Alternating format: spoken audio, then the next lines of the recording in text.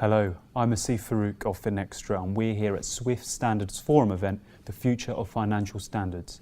And I'm joined today by Commissioner O'Malley of the CFTC.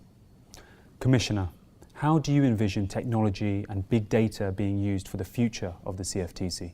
We only need to look at the market and its transformation from pit trading to electronic trading, and the utilization of data is ubiquitous.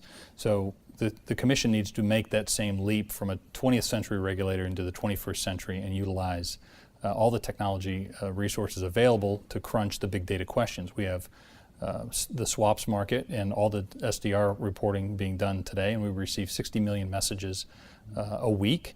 We have to marry that and understand how that relates to the futures markets, where we receive millions of transactions per day.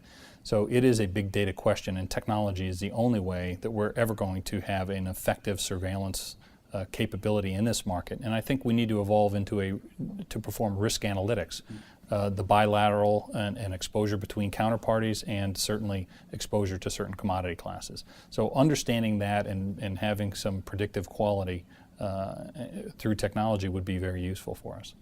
And what are some of the key milestones that need to be achieved in order to get better financial standards? Yeah, well, first is improving our own data quality. Right now, our data quality suffers.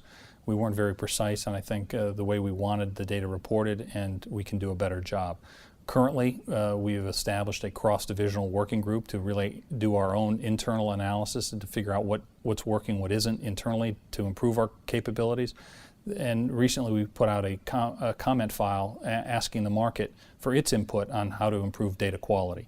I think addressing our own problems first are key. The next step will be international coordination, and today I'm calling for an international agreement to share swaps data in the data repositories, whether in Europe or in the United States. Our two jurisdictions have to share that information. The next is to attack the data quality questions on an international level.